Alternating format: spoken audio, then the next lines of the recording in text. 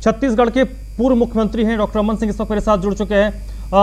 Sir ये बताइए, ये जो पैसे लिए जा रहे हैं, ये तो सीधे सीधे मजदूरों से वसूली हो रही है बॉर्डर्स पे। ये आप प्रतिबंधित तो कर सकते हैं, करना चाहिए। टेस्ट भी होना जरूरी है। टेस्ट की बात तो हम ही लोगों ने कहा था। जो पलायन करके मजदूर आ रहे हैं उनको टेस्ट में, उनको भी सुरक्षा होगा। हाँ। उनकी जांच भी होगी। मगर गरीब मजदूर अपना पूरा सब कुछ छोड़ के और वहां से पलायन करके आ रहा है, जो छत्तीसगढ़ से गया था, उसके बाद ना पैसे है ना कुछ। आज उनसे ही पैसे की डिमांड करोगे तो ये तो उनके साथ नाइंसाफी है। और मजदूर को ऐसे भी हिंदुस्तान की बाकी सरकारें पूरा इलाज फ्री कर रही है। हमारे यहाँ तो बीपीएल हो, एमपीएल हो, अंत्योदय परिवार हो, कोरोना में पीड़ित हुआ तो उसका मकान बिकना तय है, उसका घर बिकना तय है, उसका खेती बिकना तय है। एक पैसे का मदद राज्य सरकार से कोई भी नहीं मिल रहा है। गरीब से गरीब व्यक्ति को भी इलाज के लिए, और सरकारी हॉस्पिटल में जगह नहीं है। प्राइवेट लोग जितना हिसाब से अपना पैसा ले रहे हैं, एक बार कोविड से प्रभावित हो गया 2 लाख 3 लाख 4 लाख से कम मिल नहीं जाता। तो आज तो टेस्ट का पैसा हो रहा है, इलाज का पैसा हो रहा है। और तीसरी बात, ग्रामीण क्षेत्र में जिस प्रकार कोविड फैला हुआ है, छत्तीसगढ़ के अधिकांश गांव से लगातार हम लोग संपर्क करते हैं। टेस्ट करीब करीब बंद हो चुका है। यदि वहां पे टेस्ट किट 500 चाहिए तो 20-30 टेस्ट किट जाएगा और 20 लोगों का टेस्ट करेगा। ये स्थिति है कि गांव का गांव प्रभावित है और 5 लोगों को टेस्ट करते हैं। आप सिंपल ले रहे हो क्या? ये स्थिति छत्तीसगढ़ की जो ग्रामीण क्षेत्र में विस्तार हो रहा है, शहर को छोड़कर अब गांव की ओर शिफ्ट हो रहा है। शहर के रायपुर, दुर्ग, भिलाई को छोड़कर आज जसपुर से लेकर रायगढ़ जिले में और बाकी जिलों में जा रहा है। तो ये अव्यवस्था की वजह से। सर ये आंध्र प्रदेश, तेलंगाना में जो नया वेरिएंट मिला है कोविड का, उसके बाद बड़ी संख्या में बॉर्डर्स पर से लोग गुजर रहे हैं। अगर पैसे की उगाही हो रही है तो ये हो सकता है कि जो लोग आ रहे हैं जिनके पास पैसे नहीं होंगे वो दूसरा रास्ता चुनकर कहीं दूसरे जगह से अगर छत्तीसगढ़ में दाखिल होते हैं तो नया वेरिएंट इस तरीके से तो छत्तीसगढ़ में दाखिल हो जाएगा। हाँ, ये तो आप उनको जितना ज्यादा सख्ती करोगे, उनको तो आप बुला के बात करिए, उनके लिए परिवहन की व्यवस्था करिए, उनको गांव तक छोड़ने की व्यवस्था हो, उनके वैक्सीनेशन की व्यवस्था हो, पानी और खाने की व्यवस्था हो। जब वो मजबूर होके आ रहा है तो पिछले बार अपन लोगों ने सारी व्यवस्था की थी। आज सरकार को चाहिए कम से कम उन मजदूरों को बॉर्डर से लेकर वहां तक छोड़ने की व्यवस्था तो सरकार के द्वारा होना चाहिए, ना कि उनसे पैसा वसूली। बहुत ही गलत है। सर आप लंबे वक्त तक मुख्यमंत्री रहे हैं, ये जो कैंप लगाकर बकायदा पैसे वहीं पर वसूले जा रहे हैं खुलेआम, एक होता है पर्दे के पीछे से कोई खेल करता है, तो ये जो खुलेआम इस तरीके से पैसे लिए जा रहे हैं, तो इसके पीछे आपको वजह क्या लगती है सर? क्यों इस तरीके से खुलेआम पैसे लिए जा रहे हैं?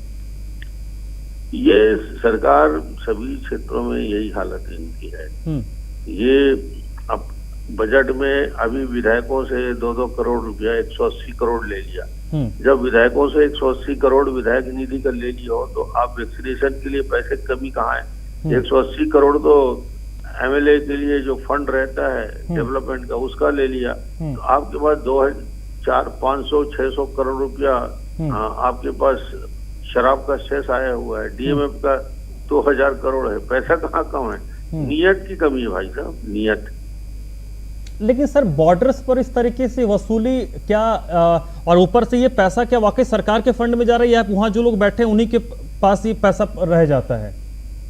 ये अवैध धंधे हैं, इसमें हिसाब किताब कोई रसीद तो देता नहीं, पता नहीं। इसकी मैं पूरी और जानकारी लेके लोगों को लगाता। हाँ।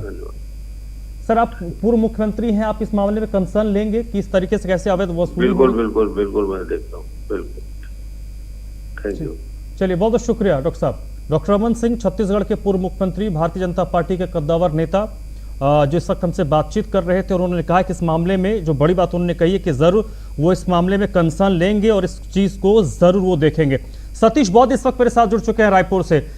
सतीश, ये एक बड़ा अजीबोगरीब चीज है, कोई कागज पत्र दिया नहीं जा रहा, आप अपने एक कार्टन रख दिया है, वहां पर पैसे आप डाल दीजिए।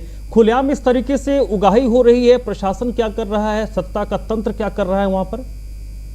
आपको बता दे, ये बहुत दुर्भाग्य है। ये आपदा में अवसर की तलाश कर रहे अधिकारी, जहां पर कोंटा जो हम सुकमा बॉर्डर की बात कर रहे हैं, यहाँ आपदा में अवसर की तलाश कर रहे हैं और लगातार जितने भी मजदूर यहाँ छत्तीसगढ़ प्रवेश कर रहे हैं उनसे 200 रुपए लिया जा रहा है। आप हमारे कैमरा में देखेंगे जहाँ पर खुलेआम, जहाँ पर पुलिस बैठे हैं, नायब तहसीलदार बैठे हैं, स्वास्थ्य विभाग के अधिकारी बैठे हैं, उसके बाद खुलेआम वहाँ पर मजदूरों से 200 रुपए लिया जा रहा है। ये दुर्भाग्य का विषय है कि जो मजदूर पलायन करके दूसरे प्रदेश गए थे वो पलायन से वापस आ रहे हैं अपने राज्य में। तो ये जो वहाँ अधिकारी नियुक्त है ये बहुत बड़ा दुर्भाग्य है छत्तीसगढ़ का कि वैसे अधिकारी नियुक्त है जो केवल अपना रोटी जो सेकने पे लगे हुए हैं। जी, इसमें ये तो सतीश बहुत कोई दिमाग लगाने वाली बात नहीं है, कोई रॉकेट साइंस नहीं है कि ये अवैध वसूली हो रही है और वहां पर जो बैठे लोग हैं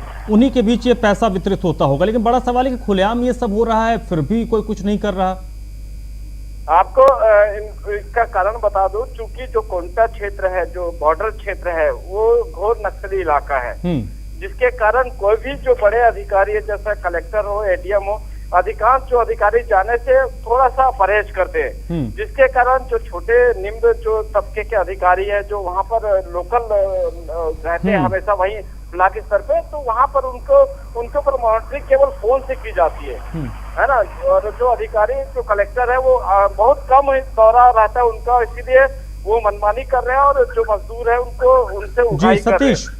बहुत बहुत शुक्रिया आपका। तो ये छत्तीसगढ़ के बॉर्डर का हाल हमने आपको दिखाया कि कैसे वहां पर अवैध तरीके से वसूली की जा रही है। बड़े अधिकारी वहां तक पहुंचते नहीं हैं, बचते हैं जाने से क्योंकि नक्सल प्रभावित इलाका है और स्थानीय जो पुलिस वाले हैं, अधिकारी हैं, वो इस तरीके से पैसों की बंदरबांट कर